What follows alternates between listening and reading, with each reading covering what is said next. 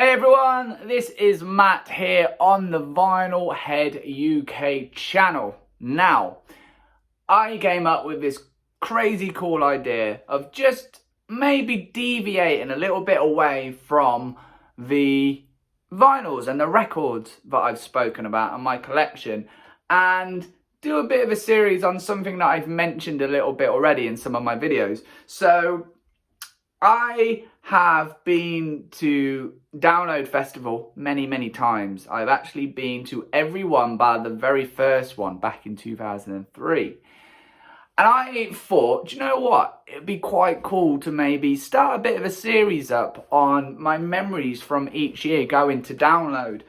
And so I thought, you know, why not? Let's do it. I think, you know, at the moment with the current climate and the fact that there's not any live music really taking place, it'd be cool to sort of reminisce of the good old days where we could go to festivals and live music and talk about them. And, you know, as I say, I've mentioned Download a couple of times in my videos of, you know, bands that I've seen. But yeah, I thought I'm going to try and jog my memory and maybe just once a week go through each year and share my memories and thoughts of that year's Download. So a little bit of a background with Download. So as I say, I've been to everyone since 2004, so it's like a tradition almost now. 2003 we didn't go to. I was 15 at the time, and I think at that point I was still developing my musical knowledge of heavier bands and just these type of bands. I hadn't really heard of many, you know, just a handful really I knew of at that point when I was 15. So Metallica were my favourite band, so definitely heard of them. And like I said, a small handful of other bands that I knew of and listened to. So Download 2003 kind of bypassed me without really knowing anything about it.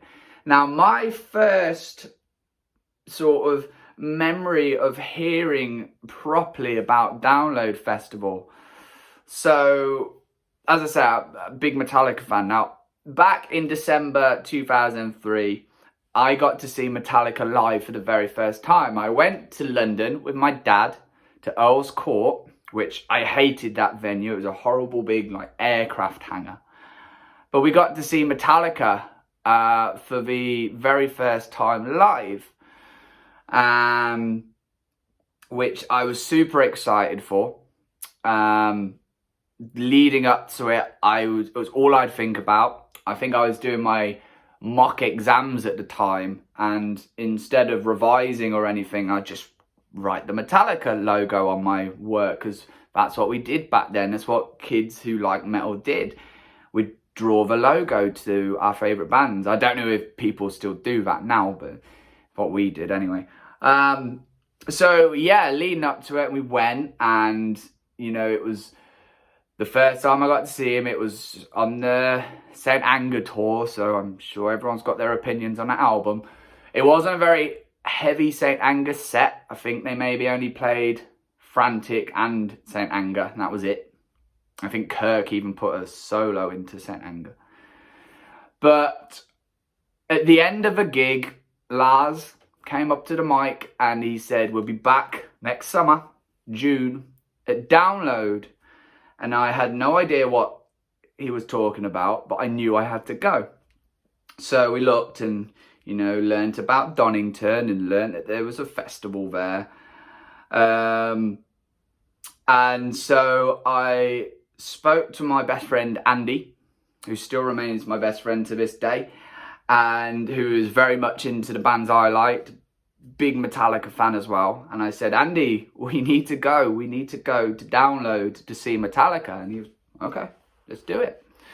So we got ourselves tickets, and we had no idea what really we were getting ourselves into. But we knew we wanted to go and see Metallica and see all these other bands playing. So leading up to Download, as the announcements happened, we drew all the logos. You know, in class, we used to have geography together. So geography, I mean, we used to just sit and do the Download logo or do Metallica logos or all the other bands' logos. And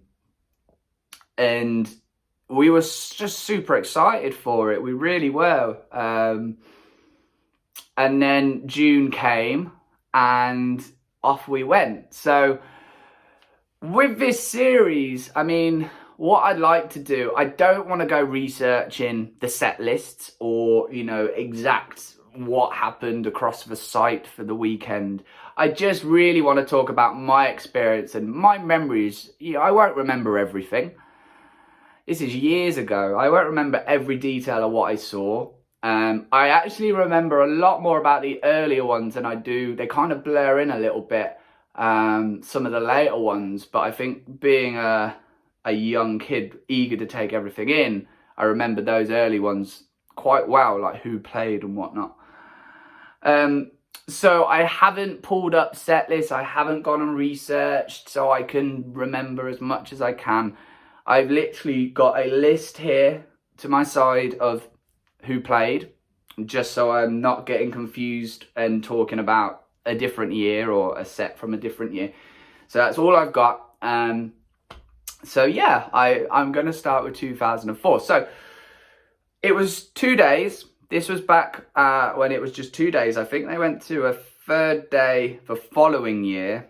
But for now it was 2 days and just 3 stages. So the main stage headliners for the weekend. So on the Saturday we had Linkin Park, and then on the Sunday we had Metallica. And then the second stage, this was back when it was in the big marquee tent. It was called the Snickers Game on stage, and we had Pennywise headlining Saturday, and then him on the Sunday. And then the third stage was the Barfly stage, and on the Saturday we had Peaches, and then the Suicide Girls were on the Sunday. So this was back where the initial download site was, so where, you know, Monsters of Rock was. So, you know, if you've seen the Paradise City video by Guns N' Roses, you'll know what it looks like. You'll know the big famous Dunlop tire over on the side there, and this is where it was. So off we went, totally unprepared. I remember not dressing at all right for a 2-day festival. I was wearing these like brown posh shoes and you know, quite smart jeans, and then just probably like a Metallica t-shirt, and that was it. And I had a bag full of so much stuff that I didn't need, you know, which got ditched thankfully for the Sunday. But I was walking around all day with this great big backpack of all sorts of crap, and I just kind of looked smart casual, which, I don't know, I was naive 16-year-old, not really knowing what he was getting himself into. So anyway, so we stuck to the main stage. We didn't really deviate away to the other stages, despite there probably being a couple of bands that I'd heard of and probably wanted to see. We stuck to the main stage. I guess it was like safe ground for us. We're just going to watch the bigger bands without wandering around the site and getting lost and missing someone we wanted to see. So I will go through the main stage more than anything, just because we probably saw most of, if not all of these bands. And then we might have a little look at who else played. Because I always think it's quite interesting to see, you know, smaller bands or a bigger band from these days being quite small and playing a very low slot. There's a name that I've seen already that I will tell you about that's definitely moved right up the ranks. But yeah, so Saturday we got there, and the very first band that we saw opening up the main stage, the very first band that we ever saw at Download, was the Dillinger Escape Plan. I mean, what an introduction to Download. Absolutely crazy was that band. We didn't have a clue what was going on. We'd not heard of them, or I definitely hadn't heard of them. And yeah, it was just insane. And it was like, what have we got ourselves in for? We didn't stand too close. We were a little bit back because You know, we'd never been to anything like this before. But yeah, it was just crazy. After those guys was Opeth. Now, I've become a big Opeth fan. I've seen them live plenty of times over the years. But at that point, again, I'd never heard of them. I knew nothing about Opeth. They could have sounded like anything. You could have told me they were a rap group, and I probably would have believed you. I probably would have wondered why they were at Download. But so I knew nothing of them. And the one memory, so I can't tell you what they played or anything, but the one memory I have was they went right over their set time. And Mikael Åkerfeldt was having the time of his life doing it. You know, they were on second, so they probably had 35, 40 minutes set. Nothing more than that, I'd guess. And, you know, if you know Opeth, you know their songs aren't short. So, yeah, they went over, and I remember, I don't think the sound got shut down, but yeah, they were having a good time, being a little bit rebellious, but again, very eye-opening for a 16-year-old with not much knowledge of this prior. I think actually Soil were originally meant to play, and for whatever reason they didn't play. I think they were meant to be on after Dillinger. I don't know what happened to them. They got delayed or whatnot. So following Opeth was Monster Magnet. Now, Andy was a fan of Monster Magnet. Me, not so much. I'd heard some of their tracks. So this was back, you know, as I say, 2004. We didn't have iPods at that point, or I didn't have an iPod, and way before phones advanced. So we'd have like those big, chunky, portable CD players where you just put one CD in, and that was that. And you had your headphones on the wire, and you stick it into your pocket and hope it wouldn't split the pocket, and hope it wouldn't get kicked or a football booted at your pocket or anything like that. But you just have the one CD, unless you carried more CDs with you, which was a pain. So I had heard Monster Magnet. I think Andy had some CDs, or a CD that he put on. So I knew a few tracks. You know, 9 times out of 10, my CD player would hold Metallica. But yeah, I knew of a couple of tracks of Monster Magnet.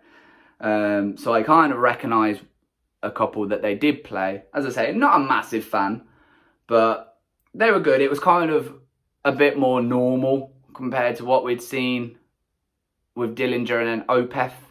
More sort of middle of the road, what we expected.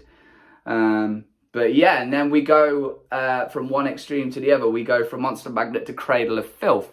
So this Saturday was quite eclectic. It was no real rhyme or reason. Downloads that have gone since have had, say, like classic rock theme days, or like Ozfest. We've had one year. But yeah, this didn't really have any rhyme or reason to these bands. It was a very odd mix of bands. But we had Cradle of Filth. Again, never heard of them. Again, a band I've seen quite a few times since. I'm not a huge Cradle of Filth fan. Danny Filth, I think, is quite Marmite amongst people as to what they think of him. So again, I don't remember much of what they played. They'd been around for a bit at this point. Obviously, they're still going now. But yeah, I guess when you've never really experienced sort of like black and death metal, and more black, I guess, it's again an eye-opener, and you think, what the hell is going on? Especially with the music that I had been listening to at the time. It was very much more in my face. So I don't know if I particularly enjoyed Cradle at that point. And then again, we go to the complete opposite end of the scale, and following Cradle of Filth, we had the Distillers. Now, I knew of the Distillers, and Brody Dahl. My good friend Jen, who I went to school with, she was really into punk and pop punk, so we would listen to a lot of stuff if we go around the house, all of us, or at school in our big CD players. So I knew of the Distillers, and they were getting a bit of play on TV. So, you know, we used to listen to a fair bit of them when we pretended we knew how to skate. I couldn't ever skate. I was awful.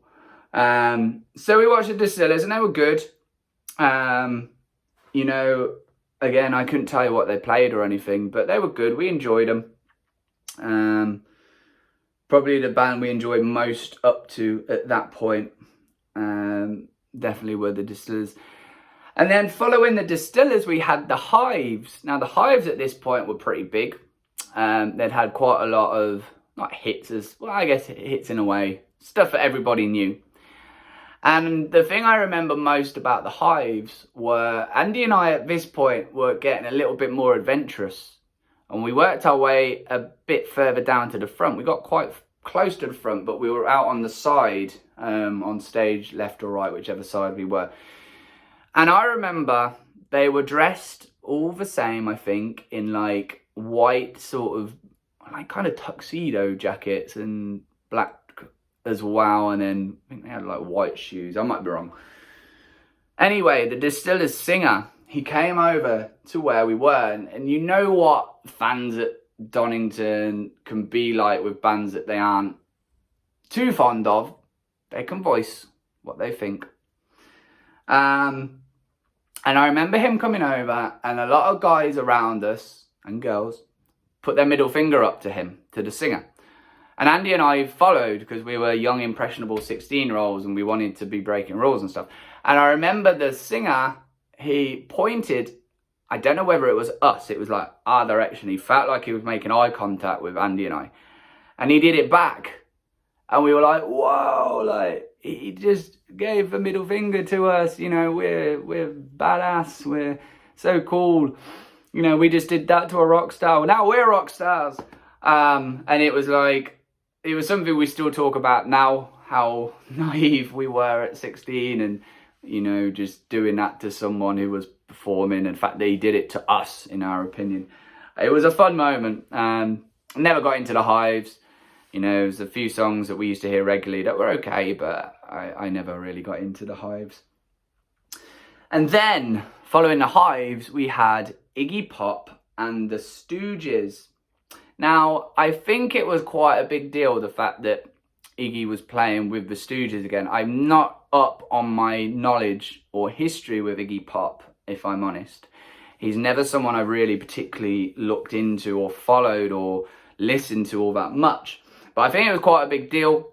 I remember him bringing out a saxophone player, which, you know, I don't know if that was normal for Iggy. You guys tell me in the comments. But he was fun, and I very vividly remember him encouraging the fans to get onto the stage. Now, I've seen this a couple of times through the years at Download, but this was probably my favourite one. The security were really doing everything in their power to stop people, like wrestling people down and whatnot. But too many people overpowered them. And he had a stage full of fans just living in the moment and enjoying themselves. And again, I don't know if the sound got shut down, like health and safety breach, whatever. But it was great. It was rock and roll. It was a bit dangerous. It was a bit what I think rock and roll should be.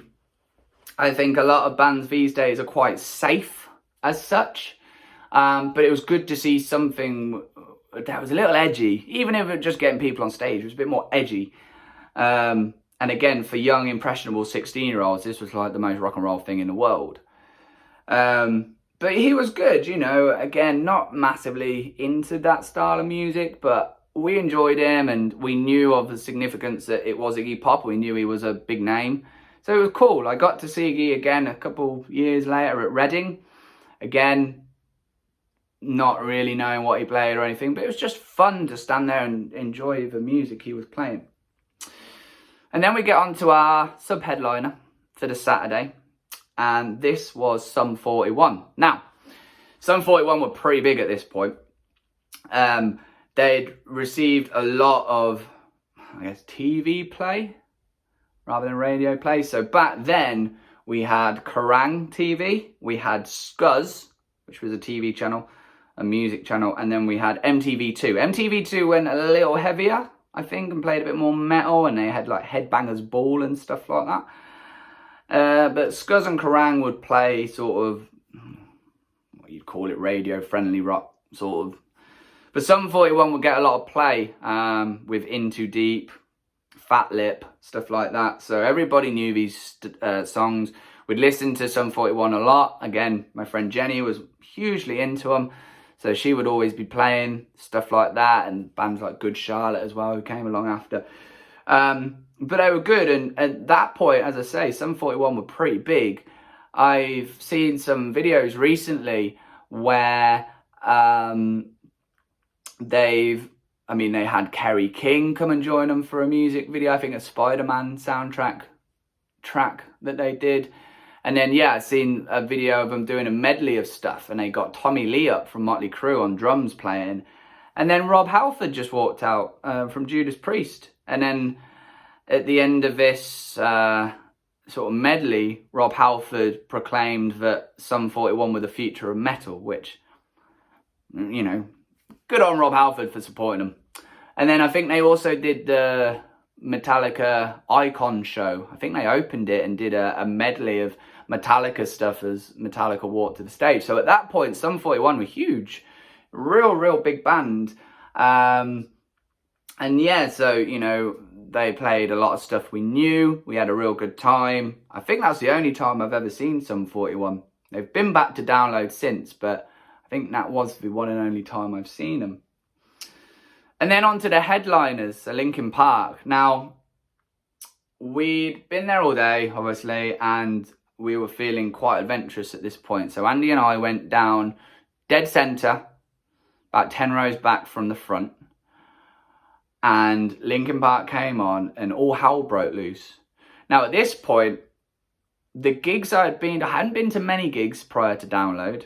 Not like rock and metal gigs anyway. And the ones I had been to, like Metallica, and then I saw Linkin Park just before Metallica of winter 2003, sorry. I'd always been sat. I hadn't been in the pit. We'd always been in seated. So this was my first sort of real time going into a proper pit. And it just erupted around us, and we were totally unprepared for this. I had my big bag on still and my smart shoes, and we didn't really know what hit us, and we lasted maybe 5 or 6 songs, and we kind of got out of there because we'd never experienced anything like this. And we went back a little bit and watched them a bit further back where it was a bit calmer. I mean, I love going in pits these days, but when you've never experienced anything like that and it just goes and erupts, it's a bit like, whoa, what is going on? But they were good. This was on the back of, I think, Meteora being released. So we got a lot of Hybrid Theory and Meteora, which I still think are the 2 best albums. I don't really like anything they've released since. I think they went a bit poppy. But obviously very thankful that I got to see them with Chester, who sadly passed away now. But yeah, it was good set list, like I say, just Hybrid Theory and Meteora. I'd be happy to see Linkin Park, and that's all they play, stuff off those 2 records.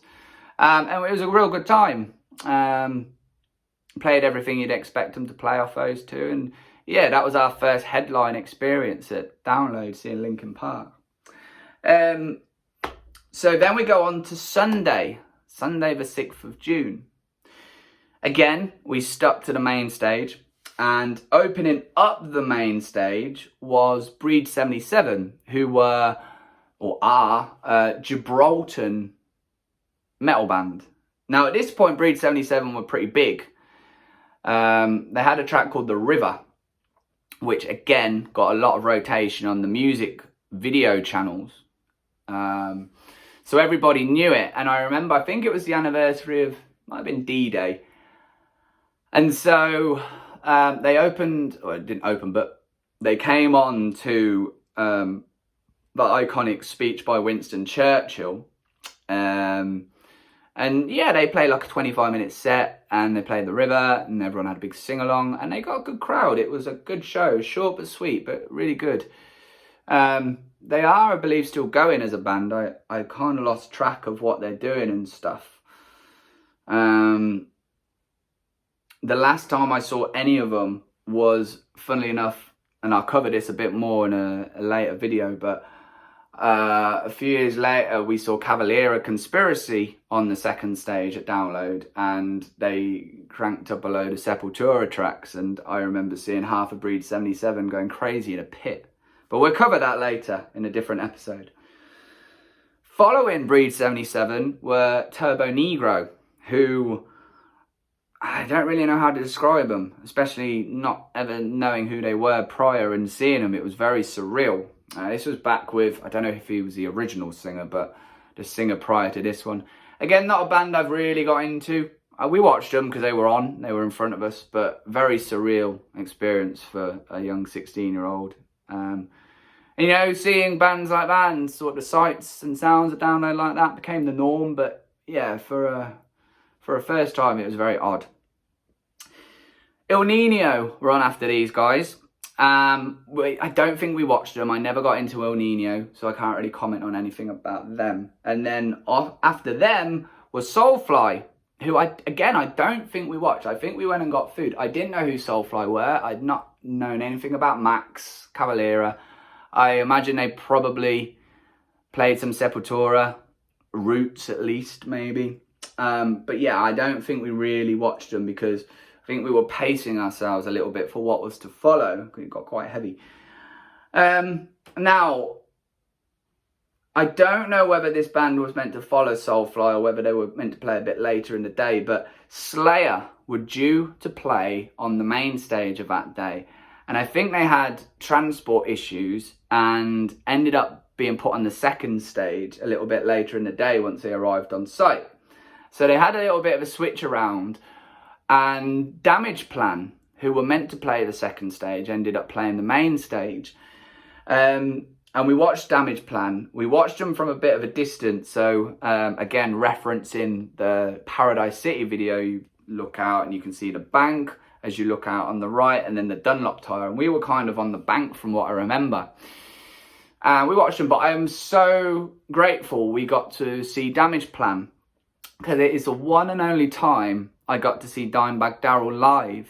I never saw Pantera, and yeah, that was the only time I got to see Dimebag play in the flesh. I saw Vinnie Paul a few times, time with Damage Plan, and then with Hell Yeah. Phil and Rex both were down, and then Phil with solo stuff and whatnot. But yeah, the only time I got to see Dimebag, and I didn't really know any Damage Plan tracks, but I remember, and this was a vivid memory, dun dun dun dun dun dun dun dun dun. They started playing that riff, and then they went into Walk. And what I remember from where we were on that bank, thousands of people just came out of, it seemed like nowhere. They must have heard this riff, and it just descended on to the main stage, into the crowd, and suddenly the crowd just grew because of them playing Walk. Obviously, everyone knows that Pantera tune, and it was great, and it was nice. It was more than nice. It was fantastic to see Dimebag live with Vinny playing Walk, playing a Pantera track. And, you know, as I say, I've seen Phil and Rex do Pantera stuff and whatever, but yeah, just to see Dimebag playing that riff and that song was fantastic.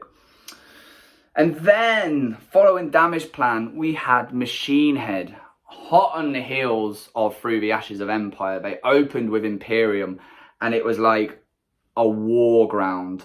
It was insane. They were really firing on all cylinders, were Machine Head at this point.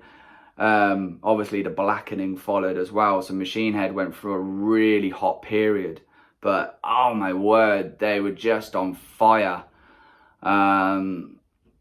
They were so good, and like I say, I remember most Imperium opening with that, and then as it kicked in, just pits everywhere, and Rob Flynn was just fantastic. They were probably the band of the day, I'd say, were Machine Head. It just blew my mind.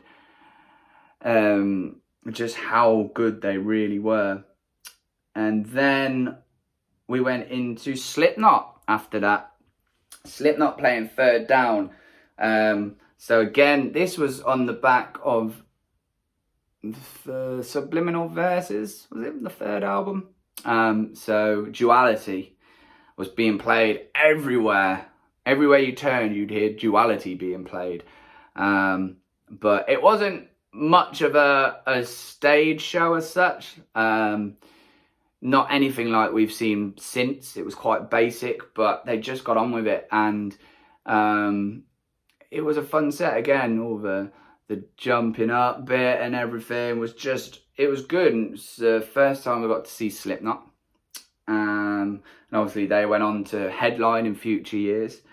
But yeah, just again, it was a band we were super looking forward to. So Slipknot, Andy owned the DVD of, was it Disaster Pieces it was called? The show that was filmed in London and put out on DVD.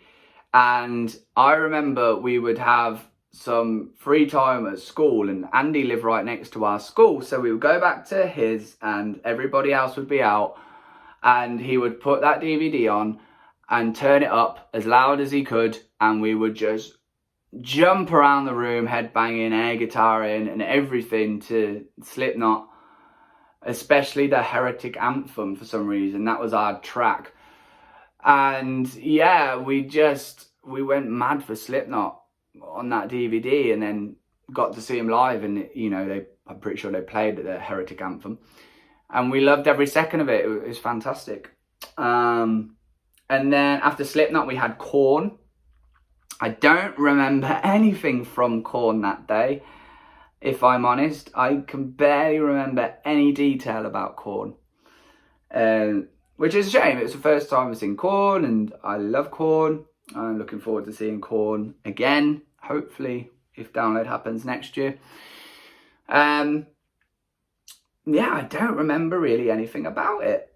It's very odd. I remember a lot about other bands, but nothing about Korn. And I liked Korn back then. I knew who they were. I liked tracks of theirs. But then we had Metallica. I'm sure a lot of people know the story of Metallica. It was a historic gig for Metallica, that one. So it was very weird with Andy, and then Jenny, my friend who I mentioned, was there with us as well.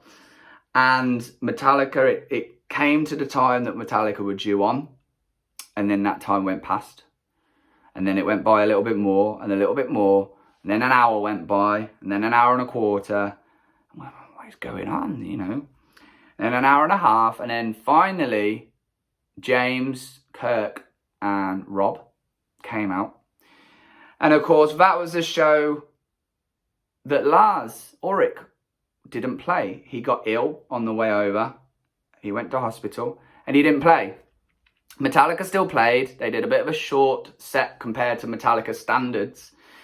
This was their first time headlining Download as such. They played the year before. They did a surprise set on the second stage. But this was their first headline show at Download as we know it now. But, you know, they got Dave Lombardo from Slayer. So I got a little bit of Slayer fix that day, having not seen him. He played a couple. He did like Battery and that. And then Flemming Larsen, who was Lars's drum tech at the time, did Fade to Black. And then most of the rest of the set was Joey Jordison from Slipknot playing. So it was very unique. I mean, Andy was gutted because this would have been Andy's first time seeing Metallica. And I think he was he loved seeing them, but I think he was a bit gutted because Lars was missing. As, you know, I'm sure everybody was. But it was unique. It was a I was there moment. And I think it is still to this day the only set, or like the only Metallica show that Lars has missed. So yeah, very historic. But they played a bit shorter, you know, they went on a lot later. No real explanation as to what was going on. So everyone was kind of kept in the dark. I think the crowd was getting a bit hostile by the time that, you know, James, Kirk and Rob came out. But it was Metallica, and, you know, shut your eyes, it was Metallica. And you could argue the drums were probably a little bit better in places with Dave Lombardo and Joey playing, but that was Metallica, and we got to see them, 3/4 of them, but it was still Metallica. And that was Download. That was our Download 2004. A lot of bands that we'd never seen or heard of before. A lot of bands that we went away knowing more about and becoming fans of. over the years. But yeah, let's have a little look at who else played across second and third stage. So I'm not going to go through everyone. I'm just going to pick out bands that I like or know of, or just interesting ones. Devoid were the second band on the second stage on a Saturday. I believe they were an unsigned band that won a competition. I think Scuzz TV actually did a bit of a documentary following them. Don't really know anything about them. 36 Crazy Fists is a good band. Seen them a few times. That Download play main stage. Biffy Clyro, who were 5th down from the top of the bill on the second stage. Biffy, I think, I might be wrong, I think Biffy are the band that have played Download the most. Correct me if I'm wrong, but they've played a lot more than people realise. Especially people at the moment. So they headlined a few years back on Main, and they're headlining next year. And a lot of people have jumped at that, saying, you know, but Biffy have played Download a lot, a real load of times. But yeah, second stage, they played Arch Enemy. We're on after them. If I was to go back to 16-year-old Matt and say, go see someone, it probably would have been Arch Enemy. And then we had the Wild Boys after, which was Steve-O and I can't remember the other guy's name. And I imagine they probably would have been doing crazy stuff because that's what they do. Then Electric Six, who were probably at the height of their fame back then, with High Voltage and various other tracks. And then Pennywise headlining. Third stage. So this was a band that I mentioned earlier that had jumped from a low point to a much higher point. I think I mentioned earlier, maybe. Bullet for My Valentine played 4th on the Barfly stage, so the third stage on the Saturday. And obviously we've gone to see Bullet sub-headline main stage now. So I find things like that really interesting to see the bigger bands, where they began and how they've worked up through the lineup. Other than that, there's not really anybody that I probably would have gone to have seen on the third stage. Even now, no one really takes my fancy. Going on to the Sunday, so second stage, we had interesting mix of bands. Ricky Warwick, Trapped, Hoobastank, Hatebreed. Again, if I went back and told 16-year-old Matt to go and see someone, it probably would have been Hatebreed. I love Hatebreed. It's going to be a record that we're going to look at soon. Spoiler. Drowning Pool. Brides of Destruction. Is that a Nikki Sixx band? Maybe. Life of Agony. Then Slayer. So Slayer got put onto the second stage there. That would have been a hell of a set, but I think that probably would have meant maybe missing Damage Plan, which, you know, in hindsight was the right thing to do. Taking Back Sunday, Bowling for Soup, and then Him. And then on the third stage, again, quite a mix. Black Dahlia Murder would have been quite cool to see. Other than that, not really anything that takes my fancy. Nothing I would go back to say, Matt, go see them. And that was Download 2004, our first experience. A lot of fun memories, a bit hazy in places. But overall, a great experience. And obviously, it opened the doors for repeat visits all the way through until today, really. Only this pandemic stopping last year and this year, but back next year.